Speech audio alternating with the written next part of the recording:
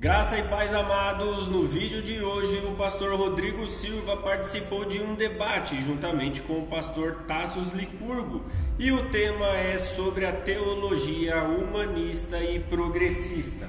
Para o pastor Rodrigo Silva, a maior dificuldade é quando a igreja tem um dono. Deixa o seu like nesse vídeo, se inscreve no canal para você também se tornar uma chama viva e comente qual a sua opinião sobre o tema. É um pastor que domina o púlpito, e aí vem uma preocupação muito grande pelo fenômeno que temos hoje de igrejas com dono, onde o pastor, ele é o presidente, ele é o articulador, ele é o dono daquilo ali, ele tem o dono daquele ministério, o nome dele aparece sempre, que é uma coisa a se preocupar mesmo. Quando uma igreja é conhecida como a igreja do fulano, isso também já me preocupa, porque assim, você é da igreja do fulano? Essa forma midiática me preocupa. Por que a igreja do fulano? Quer dizer que o que mais destaca naquela igreja não é necessariamente a teologia dela, o credo dela, quando tem um credo, as doutrinas, mas é ser o personagem. Você é da igreja do fulano de tal. O que é teologia humanista, o que é teologia progressista, para quem é leigo no assunto das teologias e quer acompanhar aí o programa? Primeiramente, é importante nós vermos, pastor César, que há duas estratégias principais que nós identificamos na ação do inimigo de nossas almas, né? Um é o modelo egípcio, modelo do faraó, modelo do domínio, da subjugar as pessoas, mas existe um outro modelo, que é o modelo babilônico. Você veja que o rei da Babilônia, ele tentou dar a Daniel e seus amigos da melhor comida, da melhor bebida, é o modelo da sedução, de seduzir para levar a pessoa para o lugar em que ela quer. Então, há muitos movimentos que têm por intuito afastar a pessoa do nosso Senhor e Salvador Jesus Cristo, que tem aparência boa. E dois desses movimentos levam esses nomes, como de teologia humanista e o outro de teologia progressista. A teologia humanista é entender que as escrituras nada mais são do que um modelo ético, um modelo moral. É como se Jesus Cristo fosse um grande professor de moral, de ética apenas, mas Jesus não é isso apenas. Jesus é a encarnação do Deus criador dos céus e da terra, encarnação do Deus vivo, do Deus que criou o universo. Não é apenas uma sugestão de moralidade. E a teologia progressista é fazer com que nós entendamos que há um modo específico de atuação política, uma atuação comunista que é compatível com o evangelho, quando na realidade são absolutamente incompatíveis entre si. A teologia progressista tem por fim tirar Jesus Cristo e colocar a cesta básica no lugar. Não é que a caridade não seja importante, ela é importantíssima, mas ela nunca é, do ponto de vista da experiência cristã, o fim da nossa ação. Ela é o meio para a proclamação da palavra de Deus, que esta sim é a verdadeira saída para todos os problemas. O problema central é o pecado. E a teologia progressista tem por ideia, por mensagem, dizer que nós, acima de tudo, temos que nos envolver em um projeto de ação social, como se a igreja fosse uma ONG, quando na realidade a igreja é o caminho por meio de qual? É o corpo de Cristo. A palavra da salvação é pregada. Então são dois elementos altamente perigosos, são afeitos à estratégia decorrente do inimigo de nossas almas e a estratégia principalmente babilônica da sedução. Bom, vamos pensar aqui no nosso Brasil, né, Tassos? Quando que essas teologias, na sua opinião, começam a ganhar mais preponderância assim, no cenário? Depois da Conferência de Lausanne, você tem teólogos latino-americanos que ganham proeminência naquela conferência e vêm ao Brasil e passam a ter um impacto muito maior graças à ascensão do pensamento comunista no Brasil. Isso se deu primeiramente no regime militar.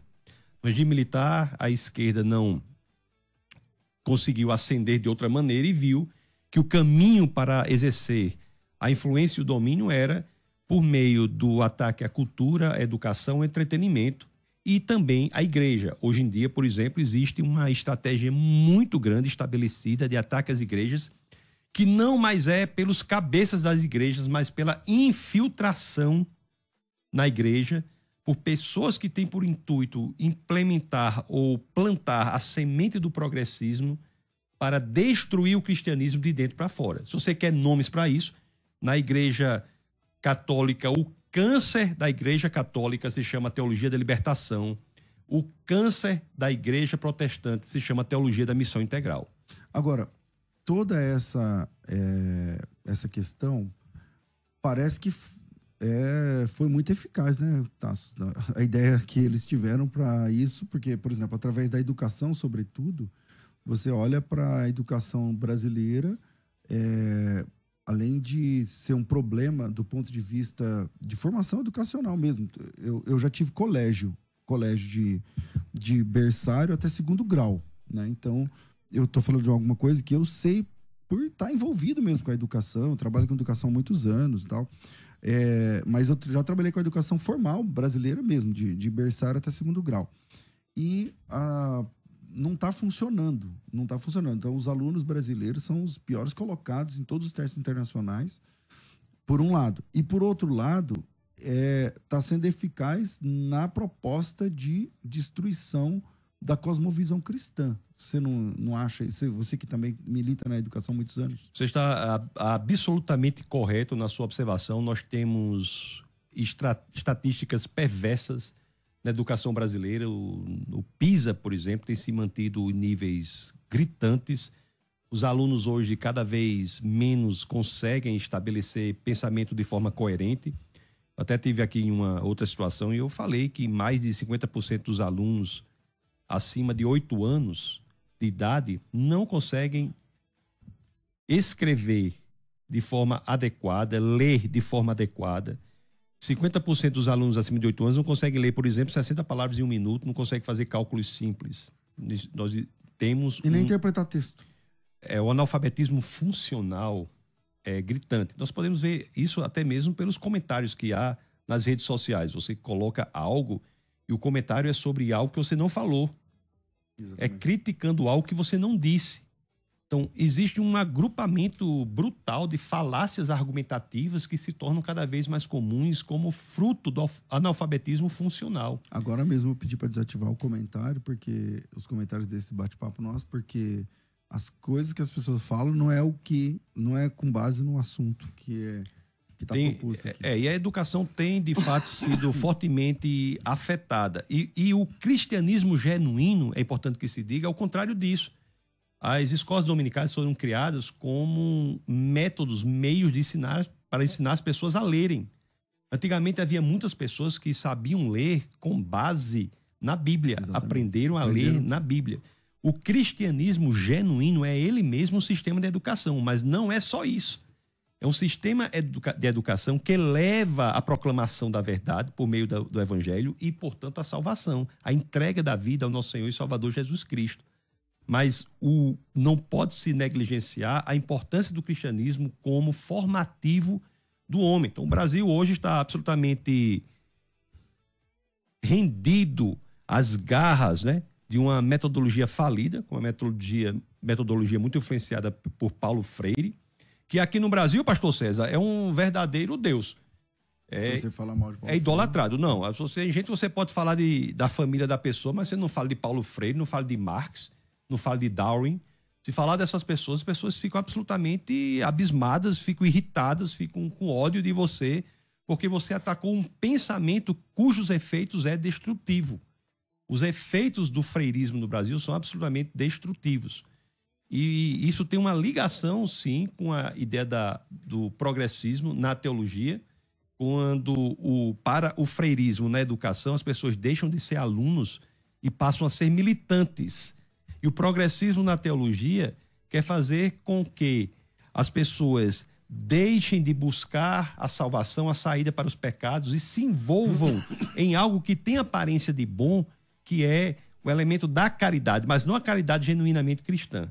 Uma caridade que é imposta pelo grupo para que as pessoas achem que fazendo aquilo estão certas, estão bem, estão tranquilas, quando na realidade a caridade não é causa da salvação, é consequência do Espírito Santo. Por exemplo, dessa abordagem. As pessoas estão envoltas nas igrejas porque as igrejas fazem determinado programa social, e eu não sou contra os programas sociais da igreja, eu sou contra o entendimento de que esses programas não são o fim da igreja.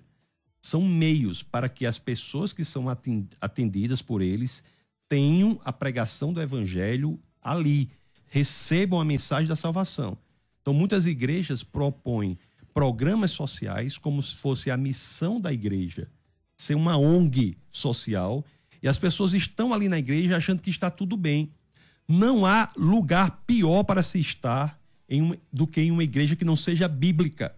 Porque a igreja que não é bíblica, e principalmente essas progressistas, dão a falsa impressão de que está tudo bem, quando na realidade as pessoas que estão em volta ali estão caminhando na ladeira macia, escorregadia e confortável, direto para o inferno.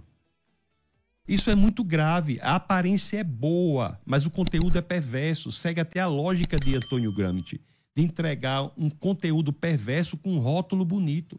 É até difícil falar sobre isso, porque é muito comum que as pessoas não entendam. Mas eu quero veementizar, sublinhar, deixar bastante claro aqui o que eu estou dizendo. A caridade é essencial, mas ela não é a base do cristianismo, ela é uma consequência do espírito salvo.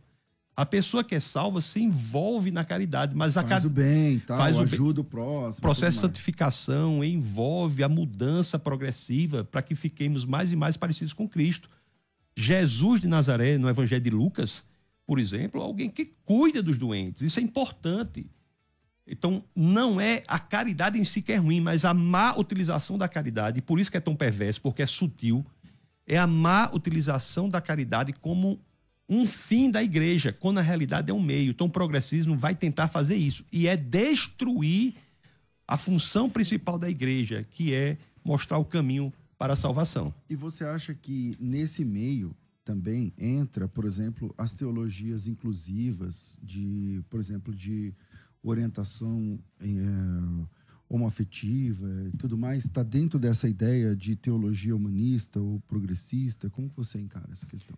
Todas essas ideologias que são ideologias anticristãs, o LGBTismo é um movimento político anticristão, é um movimento político que tem por fim escravizar o homossexual para dizer como ele deve falar, pensar e agir. Todas essas ideologias afastam a pessoa de Jesus Cristo, porque Jesus Cristo é aquele que liberta de todos esses movimentos coletivistas, identitaristas, que escravizam essas pessoas para dominá-las. A igreja é o maior obstáculo já criado na existência da humanidade contra os arroubos comunistas, identitaristas, coletivistas.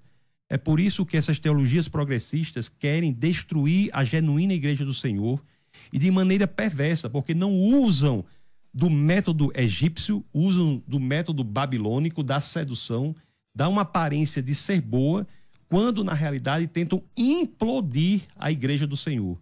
É gravíssimo o que está ocorrendo, é importante que nós saibamos. A igreja do Senhor é aquela que proclama Jesus Cristo como a solução para quaisquer que forem os problemas. Se houver proclamação de soluções que não envolvam Jesus Cristo, não como um grande professor de moral, não como um grande exemplo, mas sim como Deus encarnado, essas teologias são anticristãs e devem ser bastante estudadas para que as pessoas não caiam nesta armadilha.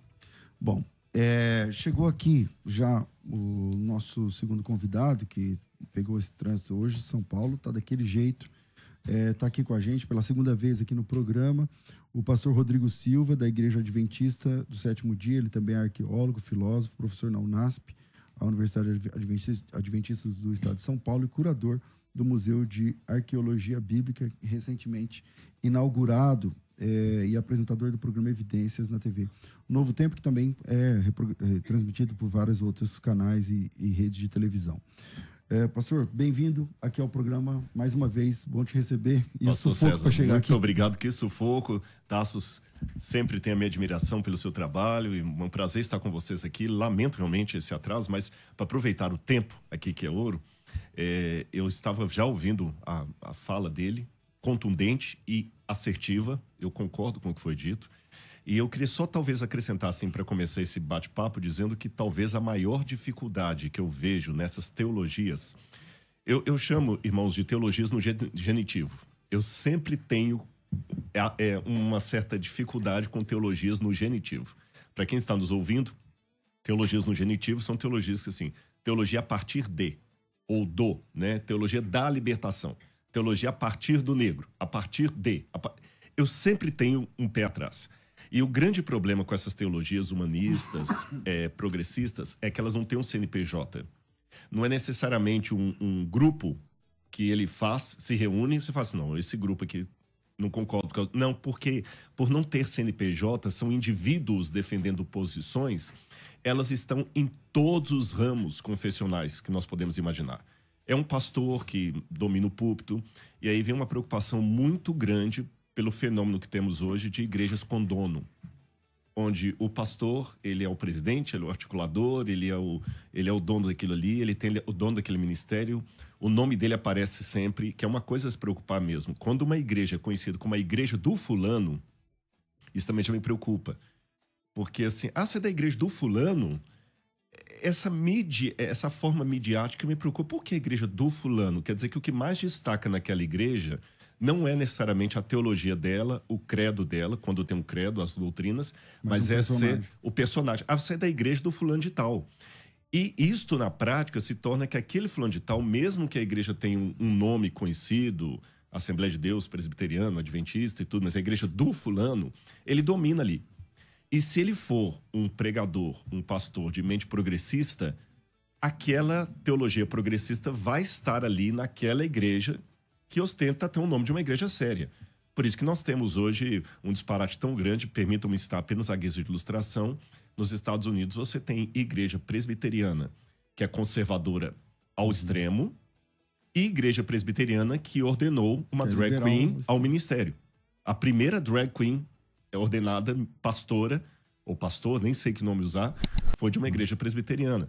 Isso não representa os presbiterianos, vamos deixar bem claro. E eu só disse a guisa de ilustração. Eu poderia dar outras.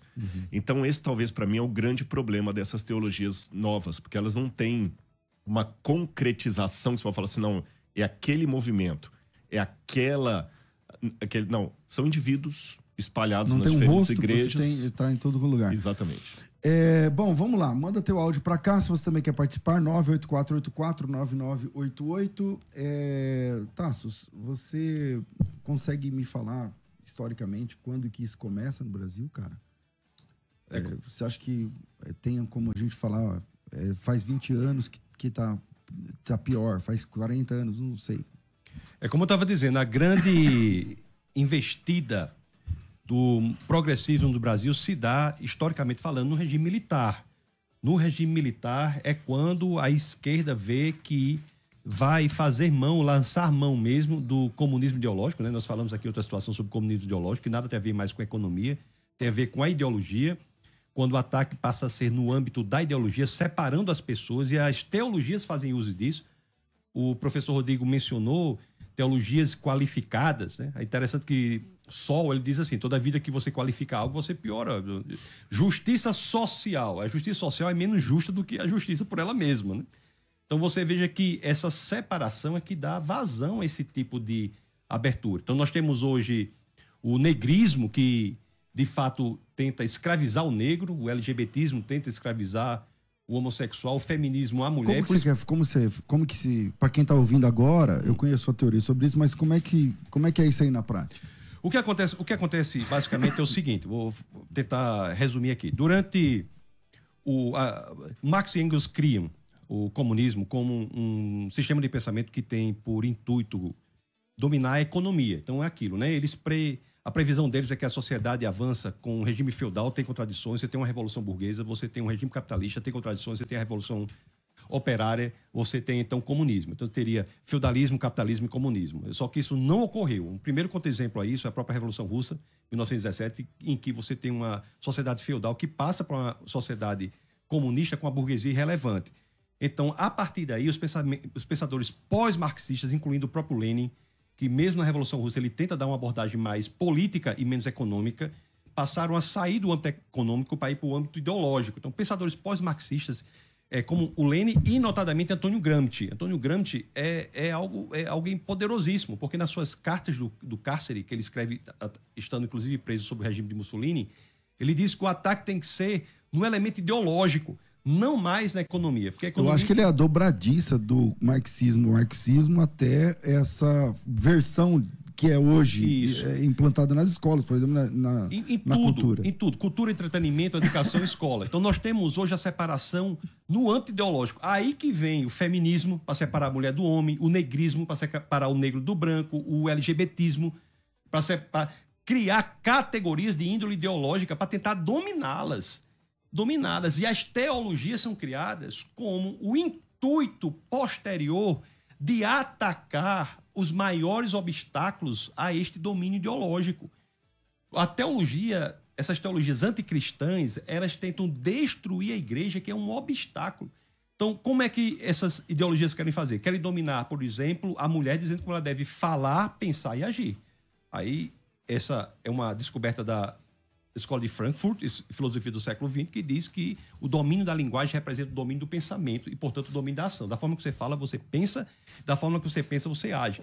Agora, o obstáculo a isso... Que aqui no Brasil isso aí está avançado. Está avançadíssimo. Porque já estão mudando a linguagem das pessoas, uma vez mudando a linguagem, a forma que você trata, e a forma que você trata é a forma que você entende, a forma que você entende, a forma que você... Mas veja bem, é mais grave do que isso. O seu pensamento está estruturalmente circunscrito à sua capacidade linguística. Você não consegue articular pensamento fora da linguagem. Então, a linguagem ela é destruída como uma forma de destruir o pensamento. Não é possível pensar fora dos limites impostos pela sua capacidade linguística. Então, esse é o grande... a metodologia destes movimentos de separação de pessoas em grupos. Aí, o obstáculo a isso é a igreja e a família. E para atacar a igreja, eles usam exatamente essas teologias. Tem teologia feminista, teologia disso, teologia daquilo, tentando qualificar as teologias para exatamente destruir o obstáculo que é a igreja. Por que é a igreja? Porque na igreja esses grupos não se sustentam. Na igreja não existe preto, branco, não existe, todos são um. Né? Gálatas 3:28, o apóstolo Paulo, enquanto 75% da população de Atenas eram de escravos, 50% da de Roma eram de escravos, o apóstolo Paulo diz, não há homem aqui nem não mulher, escravo nem livre. Escravo nem livre, judeu nem gentil, todos são um em Cristo Jesus. Então, o obstáculo é a igreja. Se nós destruímos a igreja, acabamos com o obstáculo contra os arroubos desses movimentos. Quais são as duas formas de destruir a igreja? Estratégia egípcia, estratégia babilônica. Estamos até escrevendo um livro sobre isso, vai sair próximo mês.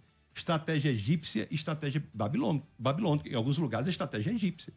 E o avanço do Estado comunista vai fechar as igrejas. A Nicarágua entrou agora entre os 50 países mais perseguidores.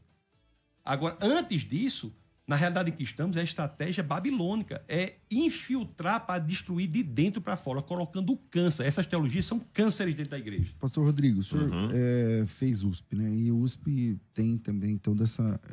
dá para perceber também todo esse poder do lado de dentro, lá da educação. O senhor entende que a educação como um todo tem uma programação interna para atacar a fé cristã? Ou isso é coisa da cabeça do crente? Como que o senhor se posiciona? É difícil falar assim, até que ponto o sujeito está sendo tensional ou usado. Porque a gente não está dentro da cabeça da pessoa e corremos o risco de julgar de maneira errada. Então, eu prefiro responder essa pergunta dentro do âmbito espiritual. No âmbito espiritual, eu posso responder assertivamente que há uma propaganda, uma agenda de Satanás para destruir a igreja. É um grande conflito entre as forças do bem e do mal. Isso há. E dentro desse conflito espiritual das forças do bem contra o mal, as pessoas, pelo seu comportamento, pela sua ideia, pelo seu compromisso ou infidelidade a Deus, elas se deixam levar ou pelo Espírito de Deus ou pelo Espírito do diabo. Eu vou dar exemplos bíblicos. Pedro era um homem sincero. Ele estava com o Cristo, 3 anos e meio andando com Jesus. E no último momento ali, o diabo usou uma fraqueza dele e falou com Jesus, Senhor, tem piedade de ti, que tal coisa a gente já... Foi repreender Jesus ainda, porque Jesus estava falando da cruz. Jesus estava falando, eu vou morrer, eu vou ser crucificado. Pedro, então, imbuído de toda aquela ideologia judaica da época, que o Messias tinha que ser um guerreiro forte para libertar o povo de Roma e não um servo sofredor de Isaías 53, o diabo colocou aquela ideologia na cabeça de Pedro naquele momento e ele falou, e Jesus, como tinha uma espiritualidade, Jesus era Deus, falou assim, Para trás de ti, Satanás. Porque não foi... foi Satanás que falou através de você, Pedro. Temos, ao mesmo tempo, uma figura como Anás e Caifás, que deliberadamente se entregaram ao mal. Judas também, que fala que o diabo o tomou.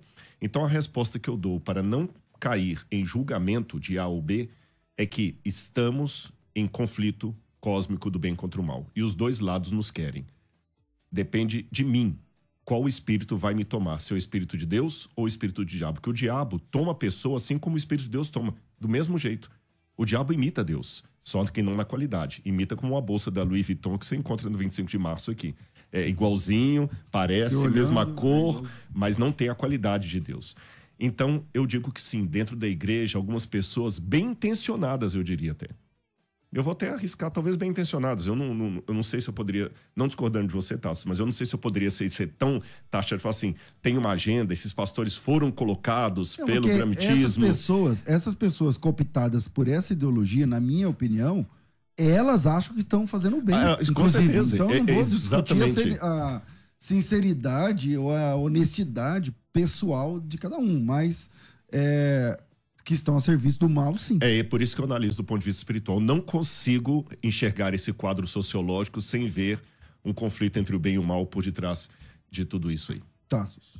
Concordo, mas eu acrescento o seguinte: para que a pessoa se envolva na agenda do mal, ela não precisa ter o conhecimento intelectual do que está por trás de tudo isso. Então, você quer um professor, por exemplo, quer se envolver na agenda do mal, basta seguir Paulo Freire. É simples. Ele segue Paulo Freire de maneira ele está bem intencionado, mas segue alguém que está transformando alunos, para que alunos deixem de ser estudantes e passem a ser militantes de um programa que é contra a igreja. Então, Paulo Freire, John Dewey influenciaram fortemente a UNESCO, que influencia a destruição da educação no Ocidente. Então, é muito importante que nós saibamos disso. Nós não temos intelectuais em todos os lugares sendo utilizados. O que nós temos são idiotas úteis sendo utilizados por uma elite intelectual que promove essa ação destrutiva da educação, da pessoa, do ser humano, afasta a pessoa de Jesus Cristo por meio da destruição. As teologias progressistas, por exemplo, e humanistas são braços desse movimento para destruir a igreja como um obstáculo. Dito isso, eu só queria dizer que eu concordo plenamente com a visão de que é espiritual. Eu estava agora na Califórnia, estava lá ensinando lá no Reasons to Believe, e lá em Los Angeles estava passando lá uma passeata pró-Palestina com vários cartazes pró-Hamas. Não, você me falou, no dia mandou foto, foi isso? Foi, mandei. Foi. Eu fui nessa passeata para ver, né? Hamas é o mal, deve ser destruído, combatido, em hebraico, inclusive, né? Diz que é uma sigla lá, mas na realidade em hebraico é o mal não só contra o outro homem, mas contra o próprio Deus. É a violência contra a armamento de sangue. Então, veja bem, eu estava lá na passeata quando eu vi uma porcentagem impressionante das pessoas que estavam ali eram pessoas do movimento político LGBTista. Pessoas que seriam torturadas, brutalmente assassinadas por aquilo que estavam defendendo. Então, mas não tem sentido, né?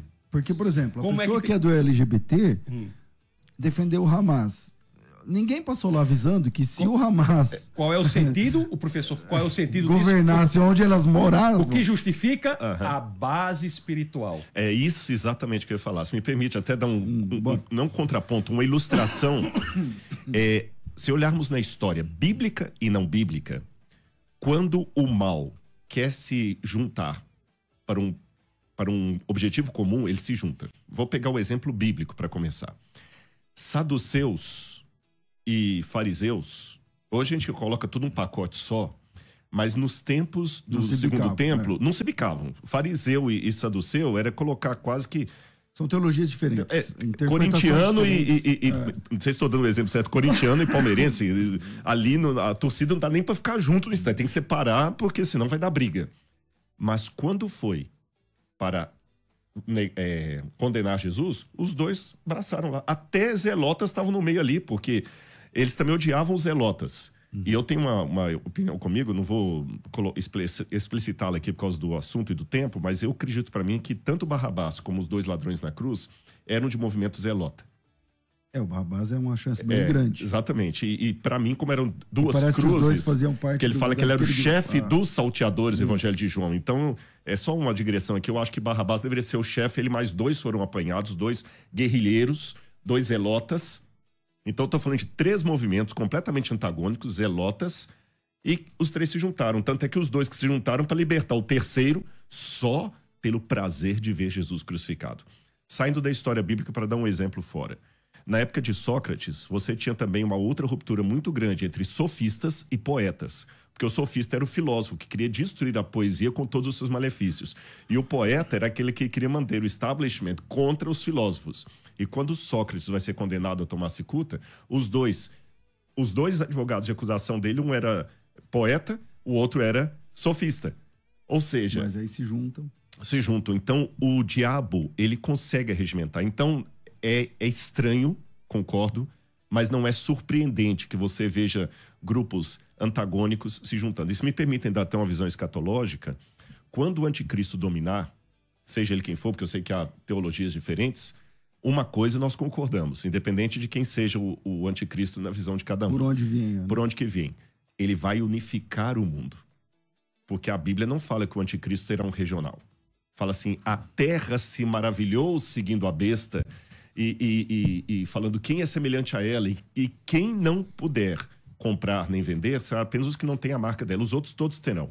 Então, o diabo consegue essa faceta. Eu acredito até comigo, isso aqui não é bíblico não, tá? É só uma... Se eu estiver errado, eu acredito que nem os anjos, os demônios do diabo, eles são unidos no sentido que o povo de Deus deve ser unido. Que a união é um fruto do espírito.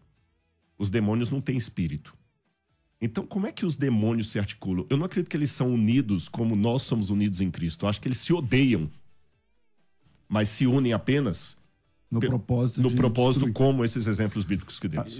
Agora veja, né? Você tem, por exemplo, aqui, isso antes, você está falando de Hamas e o movimento LGBT e tal, mas aqui, por exemplo, esses movimentos, eles usam a camisa com o Che Guevara na foto lá, na coisa, sendo que ele mesmo era contra esse tipo de movimento, né? Então, essa questão já é assim, mas como ser uma igreja do evangelho bíblico sem... como lidar com isso? Me permita só dar um exemplo do que o professor Rodrigo falou de hoje em dia. Por exemplo, os movimentos hoje anticristãos, eles se alinham sim na vertente pragmática. No pragmatismo, eles se alinham para destruir o cristianismo. Nós temos isso claramente nos 3 movimentos globalistas, que é o rentismo, né, globalista, você tem o comunismo, tem o Islã. Esses movimentos, eles se unem quando o intuito é um só, de destruição do cristianismo. Você pegar, por exemplo, o norte da Europa, está sendo absolutamente devastado pelo movimento islâmico, absolutamente devastado. Eu, no início dos anos 90, ia muito à Suécia, eu morava na Noruega, ia muito à Suécia, e era totalmente diferente um país. Em 20, 30 anos, radicalizou o país, destruiu o país. Então, existem movimentos que se alinham. Então, o sul da Europa está sendo destruído pelo comunismo.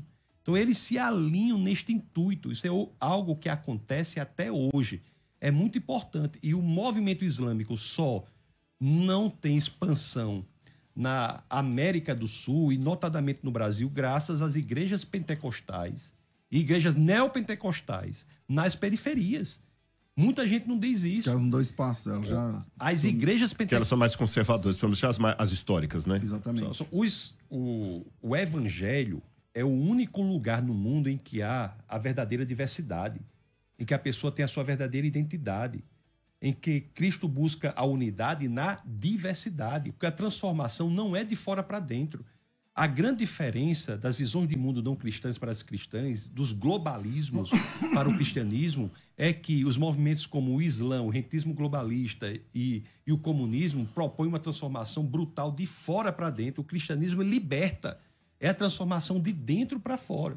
Então, isso que acontece nas Escrituras, já relata nas Escrituras, isso que ocorre, não sei se concordo totalmente com a questão de Protágoras de Abdera, eu não sei, mas que o senhor falou aí, né? E o que acontece hoje em dia é, de fato, uma ação justificada que só se une, só é explicada pelo plano espiritual. Desculpa eu ter complementado aqui, eu sei que você fez outra pergunta, mas eu achei importante para fazer todo o cenário. Eu perguntei como ser uma igreja do evangelho exclusivamente bíblico, sem fazer acepção de pessoas, sem como lidar com isso como igreja local. Eu tô falando lá na ponta mesmo.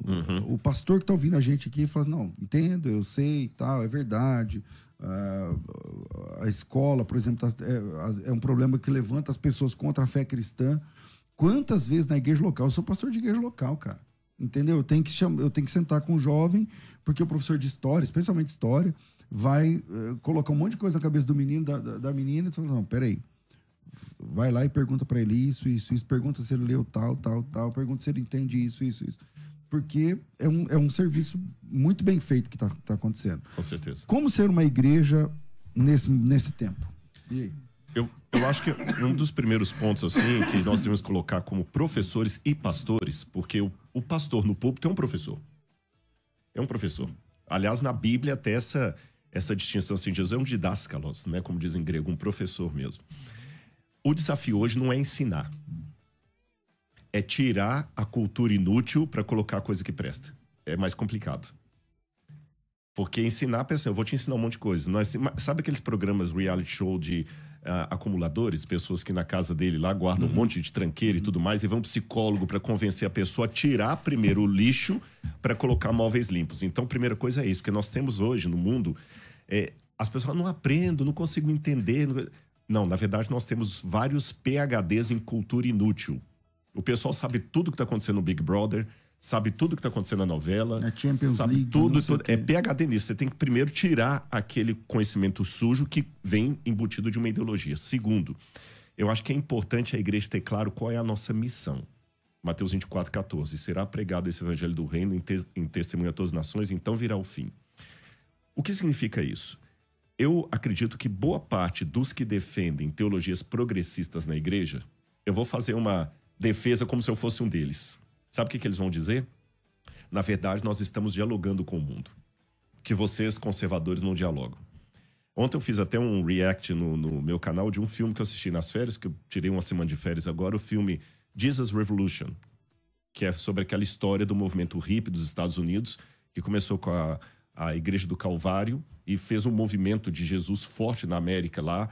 Por quê? E tem uma cena do filme que é assim, um pastor pregando de paletó e gravata, do jeito conservador e tudo mais, e só alguns velhos, uma meia dúzia de gato pingado de velho, a filha do pastor bocejando, sabe? Nenhuma criança, uma igreja morta. Aí aparece um hippie, o Lulin, que ele é interpretado pelo mesmo ator do Jesus do The Chosen, mas é uma história real. E ele convence aquele pastor a falar de um jeito mais jovem. A igreja começa a encher de hippie, aí a música muda, o pastor já tira a gravata, já vai pregar descalço.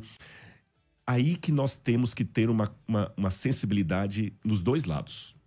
Qual que é o problema, talvez, dos conservadores? Aqui vamos fazer agora, vamos lavar uma roupa suja em casa, Tasso? Acho que nós três aqui somos conservadores, até pela fala, vocês conhecem. Nós também falhamos numa coisa.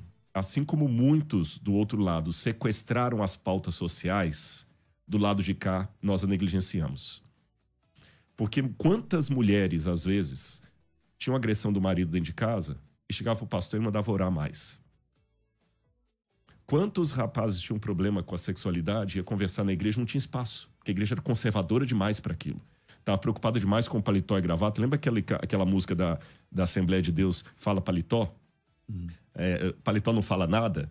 Aquela música ela tem uma paródia de verdade, tem a justificação pela gravata, não é pela fé não. Se o sujeito não tiver com a gravata e o terno, então tinha esse conservadorismo que não tinha muito espaço para o amor, para a aceitação. Se alguém entrasse tatuado numa igreja, todo mundo já olhava de cima a baixo. Você está usando barba? Tinha um tempo que se você chegasse barbado na igreja, você já era comunista. Então teve esse lado. E o outro lado se apropriou disso que foi negligenciado. Mas aí agora vem a crítica ao outro lado. Bom, eu vou fazer um intervalo de alguns segundos. Perdão. Não, fica tranquilo. Eu vou fazer um intervalo de alguns segundos e a gente segue apenas pelo canal do YouTube, pelo Facebook. Eu vou voltar com o professor Rodrigo para ele finalizar esse pensamento, que eu dei uma acelerada claro. por conta de passar aqui. Bom, do lado acho que eu deixei claro, então, que nós temos que também lavar a roupa suja em casa. Nós deixamos em débito as pautas sociais. embora notinha de rodapé, você vê, por exemplo, a Igreja Deus é Amor, estava sempre nos presídios e tudo mais, mas as igrejas clássicas mesmo não tinham tanto essa percepção social. Quem faz mais trabalho hoje de, às vezes, caridade são movimentos espíritas, com sopão, aquela coisa toda. Então, esses outros grupos mais progressistas apropriaram-se disso, só que apropriaram também de uma maneira, a meu ver, errada. Por quê? Porque para ganhar o de fora, eles começaram a vender a essência do evangelho. Vou dar exemplos. A igreja tem que aceitar tudo. Não. A igreja aceita todos, mas não aceita tudo. Olha a diferença entre aceitar todos e aceitar tudo. Ah, Jesus é amor. A hermenêutica a partir de Jesus. O que importa é o que Jesus falou. Atualizar a Bíblia. Vamos atualizar agora a Bíblia. A hermenêutica de Jesus. Vamos ficar só com o que Jesus falou. Você cria um cânon dentro do cânon, igual o Marcião fez. Você tem um cânon dentro do cânon. Eu só aceito agora os evangelhos. O que não passar pelo filtro do evangelho, eu não aceito. Jesus é amor. E aí, vem duas observações para terminar minha fala aqui. A primeira, que esse movimento, eu concordo com o Tassos, quando ele puxou aí os anos 60, na ditadura militar, e na América também vai ser na mesma época, mas as raízes dessa árvore, se você me permite, elas vêm um pouco antes. Porque quando o catolicismo fechou a Idade Média, fechou com um saldo muito negativo para a fé. Porque, você sabe, tinha a Inquisição já está na Idade Moderna, você tinha ali as indulgências, aquela coisa toda. Quantas coisas ruins foram feitas em nome de Deus por senhores feudais, reis, bispos, papas. Quando a modernidade chega, ela chega revoltada contra esse ranço religioso. E o protestantismo nasce nessa modernidade. Então ele nasce querendo, espera aí, modernidade, vou conversar com vocês. E pouco tempo depois você tem as escolas de Tübingen, onde você tem a alta crítica. E qual que era a intenção, entre aspas, boa intenção dos teólogos da alta crítica? Dialogar com o mundo moderno. Porque como é que você vai agora, num mundo racional, falar de virgem dando à luz a menino que vai salvar o mundo? Como é que você pode falar num mundo racional que um homem morreu e ressuscitou? Isso não cola. Vamos abrir o jogo. Até no último programa eu falei isso aqui. Como é que eu vou falar hoje para um ginecologista que eu creio que uma mulher engravidou sem relação sexual com um homem e que o menino que estava no ventre dela não tinha origem paterna? Ele vinha de Deus Pai. Como é que eu falo isso? Como é que eu falo para um físico? Você é um homem científico que um homem morreu, ressuscitou e foi de carne e osso para o espaço? Não tem sentido isso. Então, peraí, vamos dialogar com eles amenizando o evangelho. Não, na verdade, Jesus não ressuscitou, aquilo é uma parábola. A virgindade não aconteceu, aquilo é uma parábola. Tá bom? Não fique chateado com a gente, não. Vamos simplificar o evangelho para você. E nisso, acabaram tirando. E essas raízes que começaram no século XVI foram para os Estados Unidos nos anos 60 e chegaram aqui. Então, muitos hoje estão fazendo a mesma coisa com o evangelho social. Estão tornando Jesus o personagem amado para todos. E se eu posso terminar com uma parábola comparativa do que foi feito, eles estão dando alimento para o povo, mas sabe aquele tio que dá doce escondido para a criança, que tudo que o pai fala não, ele oferece, ele dá um videogame, ele estraga, ou o avô? É isso que muitas dessas teologias estão fazendo. Eles estão dando o que os jovens querem, mas não necessariamente o que eles precisam. Por isso que eu não me surpreendo quando, às vezes, um pastor progressista, a igreja está lotada, e o mais conservador, a igreja está pela metade. Porque é um evangelho muito fácil, da graça barata, onde você não precisa lutar com o próprio eu. Jesus é amor, Jesus aceita tudo. Para que eu vou lutar contra os meus impulsos? Eu quero resolvê-los com vícios que não sejam questionados, censurados. Então isso é muito perigoso. Tassos. Bom, o que eu diria é que conservadorismo é uma cosmovisão desprovida de ideologia. Conservadorismo, ele é uma cosmovisão que não impõe uma ideologia específica. Tanto é assim que você tem islâmicos fortemente conservadores, cristãos fortemente conservadores, você tem movimentos, inclusive, que não são cristãos, que são conservadores. Porque o conservadorismo é uma metodologia. É a ideia de que você tem obrigações, débitos com as gerações do passado, né? Você tem débito com a geração do passado e tem obrigação com as gerações do futuro. Então, o conservadorismo é manter o que está dando certo. Pode mudar? Pode. Conservador não é contra a mudança. Mas o conservador diz que, antes de fazer a mudança, você aplique a mudança à virtude concreta da prudência. Seja prudente. Então, o cristianismo é, em sua origem, a possibilidade de toda essa discussão, mesmo progressista. É muito importante que nós temos essa percepção de que antes do cristianismo era barbárie. A cruz era uma forma de tortura e morte inimaginável. Os gregos em Esparta, as crianças que não eram apropriadas eram jogadas fora. O infanticídio é a chaga mais profunda da civilização antiga. Então, o cristianismo revoluciona tudo isso. Então, o que o progressismo quer vender, na realidade, é um cristianismo falsificado. Se não houvesse o cristianismo, o progressismo não tinha nem do que falar. O progressismo não tem que falar em ajudar o outro, não tem que falar em fazer caridade. Toda essa pauta progressista, ela é sequestrada do cristianismo e moldada de forma sutil para ter uma aparência de boa e, no fim, afastar a pessoa do nosso Senhor e Salvador Jesus Cristo. Então, assim, eu só coloco essa perspectiva de que não há, em essência, uma igreja. Se uma igreja mantém hábitos antigos, não é por conta do conservadorismo. O conservadorismo não é a favor de que se mantenha o que não funciona, mas é a favor que se avance com a prudência. O progressismo não. O progressismo vai dizer assim, olha, você está errado. Você não tem que obedecer sua mãe e seu pai, você não tem que prestar atenção no que seu avô disse, o que você tem que fazer é isso aqui. Ele propõe um modo de ação, impõe um modo de ação. É por isso que hoje o que nós temos com uma proposta progressiva, inclusive dentro da igreja, são homens absolutamente enfraquecidos, efeminados, sem tomar a posição de homem que tem que ter, homens que parecem mais uma coisa horrível, que eu tenho dito aí. Um objetivo de muito homem hoje é o quê? É comprar um apartamento e criar um gato castrado. É isso que o povo quer. E ter um iPhone e ler Marx. Ler. É isso. Eu posso colocar só um contraponto nisso aqui? Eu faço uma distinção entre o conservadorismo e o tradicionalismo. Apesar de parecerem sinônimos perfeitos, para mim não são. O conservadorismo, concordo com isso que você colocou. O time que está ganhando não se mexe. Mas o tradicionalismo, que Jesus combateu o tradicionalismo, é o legalismo disfarçado. Sabe aquele negócio? É a lei por amor da lei. O Ambrose Bierce, ele fala uma coisa com relação à política, mas eu vou falar o que ele disse da política e vou adequar à religião. Ele fala o seguinte, a política é dividida entre políticos conservadores e progressistas. Sabe qual que é a diferença e semelhança entre os dois? O político conservador é aquele que quer manter leis injustas para o mal atual. E o progressista quer trocar as leis injustas do mal atual para um outro mal, pior ainda. Os dois, na verdade, estão querendo... Dentro da igreja, a gente tem que tomar cuidado. Eu acho que uma hermenêutica... Eu estou trabalhando nisso. Não é fácil. Eu estou querendo descobrir uma chave hermenêutica. Eu estou sistematizando isso há anos já. Para a gente conseguir separar na Bíblia o que é o princípio e o que é a aplicação do princípio. Porque isso ainda está confuso nas igrejas, na minha opinião. Eu vou explicar rapidamente o que eu quero dizer. O princípio não muda, é a ética. Vale em todo tempo, em todo lugar, para todas as pessoas. A aplicação do princípio é a moral. Essa varia, muda. Exemplo, princípio, respeito. Eu tenho que respeitar você, eu tenho que respeitar o pastor César, eu tenho que respeitar a Nani, eu tenho que respeitar a minha esposa.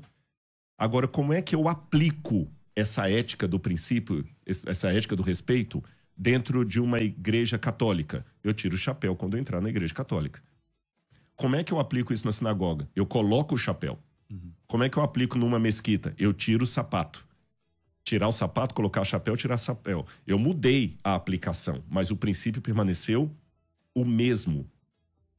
E eu vejo, às vezes, nos discursos, as pessoas tratando princípios como se fossem aplicação, como se fossem moral, que podem ser mudados, e tratando aplicações morais como fossem princípios. Ou seja, alguém mais conservador vai achar que nós três que somos apostatados, porque você, ao invés de estar de roupa social, você está com uma camisa da BMW, eu estou com uma da Toma, e você está com uma camisa preta aí e barba. Né? E barba também, um pastor usando isso aí, tudo mais e tal. Usos e costumes são tomados, às vezes, como doutrina, quando são usos e costumes. Mas se a gente não deixar isso bem definido, você corre o risco de pegar um princípio importante que não pode ser mexido e quebrá-lo, perdendo a essência, ou pegar um uso e costume... Que é o que Jesus falou em Mateus 15. Exatamente. E colocando no patamar de doutrina inamovível, e aí você vai realmente afastar o jovem, vai criar Que aí uma Jesus disse, ó, disruptura. por causa vocês da- invalidam o mandamento pelo- de Deus por causa das tradições de vocês. de homens. Mas não coloquemos isso, eu acho que estamos de acordo aqui, na conta do conservadorismo. Conservadorismo não tem nada a ver com a igreja não se comunicar. Não. Com Não tradicionalismo. tem nada a no ver. sentido, É, né? o tradicionalismo, que eu chamaria essa vertente negativa que eu dei, por isso que eu quis separar de tradicionalismo. Tradicionalismo é um nome mais adequado. Conservadorismo é responsável pelo avanço da humanidade. O conservadorismo é responsável pelo fato de nós termos criado conservadorismo na visão de mundo cristã. É o cristianismo e a ideia de manter o que funciona que fizeram com que nós tivéssemos criado a mais importante e a melhor civilização já existente na história da humanidade, que é a civilização ocidental. Mesmo na linguagem evolucionista, o conservadorismo é a mesma aplicação. Hoje na ecologia não fala de conservar a natureza, de conservar. Conservadorismo é diferente de tradicionalismo. E agora, mais uma vez, usa de forma adequada, porque você veja que o ambientalismo, a ecologia profunda, o veganismo são movimentos que, ao final, levam ao enaltecimento da criação no lugar do criador. Uhum. Então você veja que até isso é uma deturpação no progressismo, como pega os movimentos que têm essências interessantes, mas deturpam para fazer com que a pessoa, ao final, enalteça a criação, tire Jesus Cristo e bota o papagaio da cara roxa no lugar. Ou seja, a pessoa começa abraçando ideias humanistas, ideias progressistas e tal, e daqui a pouco a mulher para de raspar as axilas, daqui a pouco ela para de comer carne, daqui a pouco ela para de comer não sei o quê. E não daqui a só pouco isso, o não raspar as axilas, porque se ela não quer raspar porque ela não quer raspar, problema dela. Mas aquilo se torna um símbolo, uma pregação, uma ideologia, e ela fala, isso aqui que é o correto. E é uma maneira de pregar contra verdades que, sabe, esse que é o problema. O símbolo, ele tá significando algo. Agora, intelectualmente, eu gostaria de veementizar, enfatizar, sublinhar o seguinte. Todas essas pautas destrutivas, elas só são possíveis graças ao que o cristianismo fez de correto. Então, elas devem ao cristianismo a liberdade de poder falar. Porque se você vai fazer isso lá no Hamas... No Iêmen. Não, exatamente. E não só Levanta uma bandeira lá. E não só isso. Todos os conceitos que elas trazem são conceitos que são deturpação do cristianismo.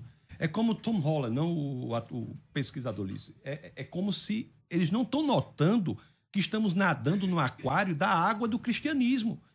Porque se você, no movimento, tenta buscar justiça, por exemplo, mesmo que seja uma justiça falsa, uma justiça que precise ser qualificada, esse conceito de buscar justiça só é possível graças ao cristianismo. Porque antes o cristianismo era barbárie.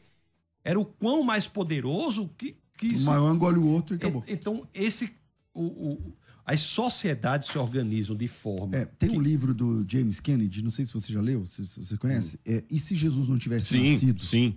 E ele vai falar sobre a contribuição, sem discutir a questão da religiosa, mas ele vai falar assim, a contribuição da existência de Jesus e os seus seguidores na história. Tipo assim, se Jesus não tivesse nascido, não existia universidade. Entendeu? Se Jesus não tivesse nascido, não existiam hospitais, não existiam, por exemplo, asilo para cuidar de idoso. Quer dizer... O infanticídio só tem fim na história humana recente. Bom, aqui no Brasil, por exemplo, ainda tem infanticídio, né? Porque nas comunidades indígenas tem aí o pessoal da esquerda que defende a manutenção do infanticídio hoje. E o aborto. O aborto não há nenhuma diferença. Eu tô falando gente, ó, talvez você não saiba disso que eu tô falando. O Brasil tem legalizado infanticídio agora nas tribos indígenas em nome da cultura não é imputado como crime. Não é imputado como crime. Então, gêmeos, quando nasce com síndrome de Down, quando nasce com algum tipo de... que nasce com a pele toda branca, como chama? Vitiligo? Albino. Quando o índio nasce assim, ele é morto. Ele é morto e a lei brasileira ainda tem aí, os deputados têm pesquisa isso que eu estou falando. Então, tudo isso é erradicado no mundo através do cristianismo. Isso é a loucura do multiculturalismo. É uma loucura que as pessoas tomam até como se fosse uma verdade. Acham que todas as culturas são igualmente boas. Não, existem culturas boas e culturas perversas. Uma cultura em que você... O canibalismo, por exemplo, é cultural. É que você mata uma criança, você mata um deficiente. Uma criança que nasce com um problema, você assassinar a criança. Isso é normal? Não é. Uma cultura que defende o assassinato intrauterino, o aborto, por exemplo. Qual é a diferença que há entre a criança dentro ou fora da barriga da mãe? Quer dizer, o canal vaginal é um negócio tão mágico que dá um estatuto ontológico para aquele ser. Só depois que sai Só dali. depois que sai um do portal. canal. Um portal. Então, isso são elementos brutais, severos, que o cristianismo luta contra isso desde sempre. E o que há hoje, reitero, repito, é uma deturpação desses conceitos de maneira errada para seduzir e afastar as pessoas de Agora, Jesus eu posso Cristo. dar uma notícia triste aqui na rádio hoje? E vou até surpreender vocês e os ouvintes com o que eu vou dizer. Por um lado, eu não estou otimista que o cristianismo luta contra isso aí. Permita-me dizer isso. Eu sei que você... Até você... Como assim, Rodrigo? Vou explicar por quê. Eu acabei... Não acabei não, que já foi agora em novembro do ano passado. Eu sou membro do SBL, que é a Society of Biblical Literature. Quem é teólogo sabe, é a maior agremiação de teólogos do mundo inteiro.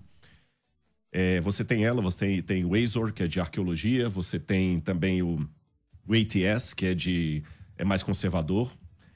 São quase 10 mil teólogos, 15 mil teólogos que se reúnem todo ano nos Estados Unidos. Tem um capítulo na Europa e outro nos Estados Unidos. E cada ano que eu passo ali, eu fico mais desapontado.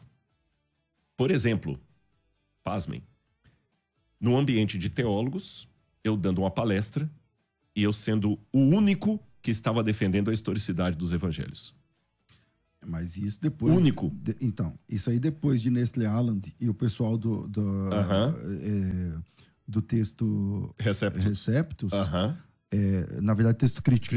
O texto Receptus é o contrário, é o ultraconservador. O pessoal do texto crítico, isso aí, o pau que rola aqui. E aqui no Brasil... É isso que eu vou chegar. As novas Bíblias já estão sendo traduzidas a partir do texto. É isso que eu vou chegar. Só fechando aqui, Daqui a pouco isso Jesus que não é acontece Deus, lá não, fora, é isso aí.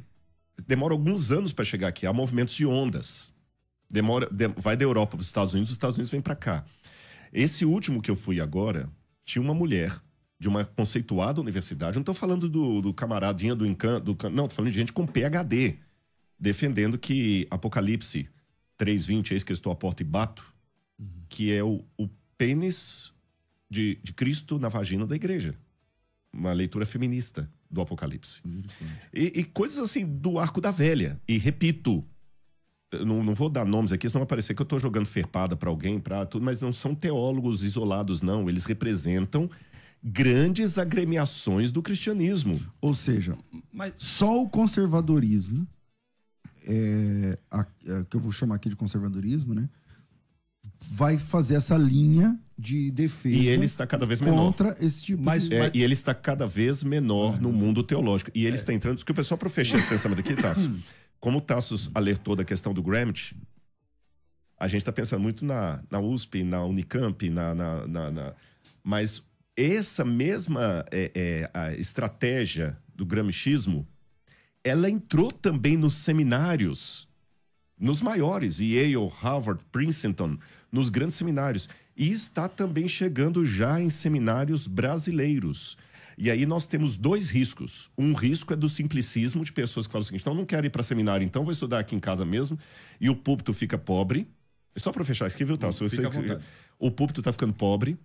Hoje, muitos pastores, desculpem, irmãos, mas é seriedade, ele não quer mais ter o trabalho de olhar um comentário bíblico, o texto, ele só vai fazer uma palestra de autoajuda, pegando meia dúzia de versículos ali, que, sinceramente, sermão desse jeito, eu monto uma semana de estudo, de oração para vocês aqui em meia hora. Se você me der meia hora ali, eu faço uma semana, porque eu pego assim, Davi lutou contra Golias, Deus vai vencer também os seus inimigos, não sei o quê, né? É o Salmo 23, que Deus é meu pastor, isso é a coisinha mais linda que Deus tem. Você monta só aquilo ali, a igreja fica ouvindo aquele blá, blá, blá, não tem um sermão doutrinário, autoajuda. Aí vem a questão também do humanismo. O ser humano é colocado como a coisa mais linda de Deus, que se você não for para o céu vai deixar de ser céu. De tão importante para Deus que você é. Olha a exacerbação de uma verdade. Eu digo que extremismo é um lado da verdade que ficou louco. A exacerbação de uma verdade que a faz se tornar em loucura. Então isso está chegando também, e para fechar, tem uma questão profética nisso. Jesus falou, quando vier o Filho do Homem, porventura achará fé na terra. E ele fala que muitos darão ouvidos a demônios e falsos mestres. E quando Jesus fala tudo isso, ele não está falando de islamismo, nem do budismo, nem do shintoísmo. Ele está falando do cristianismo. O anticristo vai nascer num berço de cristianismo. Porque você pergunta, por que eles nadam tanto nessa água? Ora, o diabo não foi montar o quartel-general dele na Lua, quando ele quis enganar a humanidade. Ele veio para cá, porque ele quer pegar o povo de Deus. O prefixo do grego anti, do anticristo, significa que é contra ou que toma o lugar. Que toma o lugar, exatamente. Eu só chamo a atenção nossa para que não haja uma confusão no seguinte: nós não podemos conceituar uma visão de mundo pelo desvio dela. Então, há desvio dentro do cristianismo? Há. Qualquer manifestação cristã que, por exemplo, extrapolar os limites da Bíblia, levar em consideração qualquer outra coisa que não seja. A gente está falando antes do programa, né? Sobre qualquer manifestação religiosa que achar que Jesus não é Deus, que não acreditar na Trindade. Então, existem os elementos centrais. A Bíblia ela é única, é suficiente, nada fora dela. Jesus Cristo é Deus. Há uma revelação por meio das Escrituras, por meio da natureza. Fora disso, não é cristianismo. Então, assim, eu concordo, só fazendo esse adendo, se assim me permite, que nós não coloquemos na visão de mundo cristão aquilo que não é cristianismo. O que há aí são pessoas infiltradas, erradas, que têm por intuito, às vezes intencionadas ou não, ou levadas pelo movimento, acabar com o cristianismo genuíno, bíblico, de dentro para fora. Porque, veja bem, teve uma pergunta que o pastor fez aí, o pastor César fez, foi assim, como é que podemos ter uma igreja bíblica que não tem acepção de pessoas? Você veja que essa pergunta só faz sentido numa ideia de que existe cristianismo bíblico com acepção de pessoas, porque na verdade não existe. Não há nada que precise ser feito. É só ser cristão. Nada no cristianismo bíblico que precise ser feito para que não haja acepção de pessoas, porque o cristianismo bíblico não há acepção. Não há acepção de pessoas de forma nenhuma, nunca houve. Então nós temos que ter muito fiéis ao que é o cristianismo genuíno, ao que é o cristianismo bíblico, e dizer que tudo que está fora disso são movimentos, muitos dos quais contra a clareza, a santidade, contra a pureza da palavra, e esses têm que ser entendidos dessa forma, só para que as pessoas não achem... É só uma coisa, para não parecer também que eu estava pensando coisa diferente. Isso. Eu endosso tudo que você falou, e até fazendo uma paródia, quando você falou o seguinte, cristianismo, é uma coisa assim, como ser um peixe mais molhado? É só sendo peixe. Se você for o peixe, estiver dentro da água, você vai ser molhado. Como ser um peixe mais molhado? Bom, é só sendo peixe, se eu estiver ali. Agora, há momentos na história do povo de Deus em que os infiltrados conseguiram aparente tanto sucesso que lembra o dia que Elias falou assim, eu só sobrei eu? E Deus falou assim, não, calma que eu reservei 7.000 que não dobraram o joelho a Baal. Mas é interessante que na hora que Elias estava no Monte Carmelo, cadê os 7.000? Ele estava sozinho. E houve momentos que o profeta falou assim, eu só sobrei eu. Houve momentos de apostasia coletiva que Deus trouxe os babilônios, para fazer a paródia do livro aí que você está escrevendo, né? Trouxe os babilônios porque o povo estava em tal estado de apostasia, e eu me pergunto com muita humildade, não com a faca na mão, mas com o espelho diante de mim. Repito, o que eu falo aqui, César, não é com a faca na mão, é com o espelho diante de mim. Será que hoje também o cristianismo, em termos numéricos, já não está assim tão vendido a ponto que aqueles que querem o conservadorismo, o bíblico, o genuíno, vão começar a ter que se preparar emocionalmente para ser minoria? Talvez em toda a história tenha sido assim. Toda a história da humanidade tenha sido assim. Se nós analisarmos qualquer época, há movimentos ferozes, heréticos, chamados de cristãos. O cristianismo bíblico, o sucesso do ponto de vista de Deus não é um sucesso do ponto de vista do homem. Não é numérico. Não é numérico, não é de projeção, não é disso, não é daquilo. Sucesso do ponto de vista de Deus é ser absolutamente alinhado com o que Deus quer que nós façamos, alinhado com a palavra. Não é verdade? Eu entendo assim, diante de tudo que vocês estão falando, vocês são muito mais capacitados do que eu dentro de cada um de sua área. Eu discordo disso aí. Eu também discordo. Agora tem uma discordância aqui. Não, vamos fazer um debate aqui, a capacidade... É verdade, mas assim... nós temos de Jesus Cristo a garantia de que as portas do inferno não prevalecem contra a igreja. Então, o que resta a nós, a mim, a vocês aqui, aos ouvintes que estão aí, é de que igreja a gente faz parte. Se é a igreja bíblica, a igreja verdadeira, a igreja que preza pelos princípios bíblicos, não pelas doutrinas de homens, não pelas mas que a igreja bíblica, né? A igreja bíblica. Porque essa tem a garantia de Jesus Cristo, que, como você disse, não é um número astronomicamente gigantesco, tal, mas essa vai até o fim. E se eu faço parte Jesus, dessa igreja, e se ela faz parte de mim. Porque Jesus Cristo. Porque às vezes eu tenho um nome ali na relação. Exatamente. Mas eu não vivo aquilo. E realmente, as portas do inferno não prevalecerão contra ela. A gente tem que se agarrar a isso e pedir a Deus com muita humildade. Que eu não seja soberbo, achar assim, nossa, eu sou o conservador. Não julgue, mas seja fiel. Porque pode ser que numericamente... E aperta o cinto, vai piorar. Deixa eu dizer... Vai piorar. Você quer ver uma coisa interessante, se você analisar bem? A rigor, o cristianismo é a única religião de busca pela ortodoxia. É o que nós estamos falando aqui. Nós estamos no exercício de ortodoxia. Qual é a opinião reta? As demais são buscas por ortopraxia, pela prática, que é... mais reta. A prática é melhor. Qual é a melhor A mais conveniente. A mais conveniente. Então, a rigor, nós temos que entender o cristianismo como o modelo de mundo que liberta as pessoas da escravidão, do tradicionalismo. Porque não é ortopraxia, a rigor. É ortodoxia. É você entender, de fato, o texto bíblico. A revelação de Deus está ali. Qual é o entendimento? A gente risca, vai para o original, pega várias traduções, compara as traduções, pega a tradução para o latim, a Vulgata, porque é a busca pelo entendimento correto do texto. E é graças a isso também, pouca gente às vezes nota isso, graças a essa proposta absolutamente intelectual de experiência cristã, que os países de matriz cristã têm um desenvolvimento tão diferenciado de todos os demais. Hoje, sendo fortemente atacado, né, o Ocidente, e o viés de ataque do Ocidente é exatamente a descristianização. Então, o poder do cristianismo é radical. E para destruir um lugar que prosperou em todas as áreas pelo seu viés cristão, o ataque é contra o cristianismo. Verdade. Bom, infelizmente nosso tempo é curto, mas muito obrigado você, ouvinte, que acompanhou a gente até agora. Querendo entrar na Escola de Ministérios, o link está na descrição do vídeo. Querendo participar do curso de férias com teologia, o link também está na descrição. Tassos, obrigado pela sua participação aqui. Quem quiser te acompanhar, te seguir, como é que te acha? Agradeço ao pastor César mais uma vez, ao professor Rodrigo. Fizemos parte de um grupo. Convidei, quando eu estava no governo, convidei o pastor Rodrigo para fazer parte de uma comissão do maior prêmio cultural do Brasil. Ele fez parte lá e outras pessoas tantas fizeram parte. Apanhamos por causa disso, até falar chega. Como intelectuais, né? Como intelectuais influentes fizeram parte, então agradeço a participação. Eu estou ali no Instagram, Tassos Licurgo, TASSOSLYCURGO, no Instagram. E tem um site aí, um site acadêmico, é tassos.com.br. Mas o Instagram eu acho que é a melhor forma. E o YouTube é só Licurgo mesmo, LYCURGO. Maravilha, maravilha. Professor Rodrigo, bem-vindo sempre aqui. Pastor, muito obrigado, uma muito alegria obrigado te receber mesmo. Desculpem mais uma vez o atraso, é um prazer estar com você. Eu sempre fui muito bem recebido aqui, com muito carinho.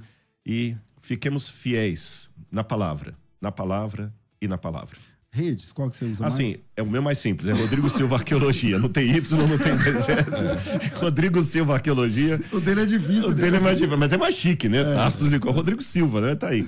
Mas, irmãos, muito obrigado. Eu agradeço de coração esse carinho. E foi um bate-papo muito bom por alguém que eu já admirava antes desse episódio aqui. Ele sabe disso. Verdade. Chegamos ao final deste vídeo. Deixe o seu like, se inscreve no canal e fique por aqui para acompanhar mais vídeos que edificarão a sua vida. Que Deus te abençoe. Até a próxima.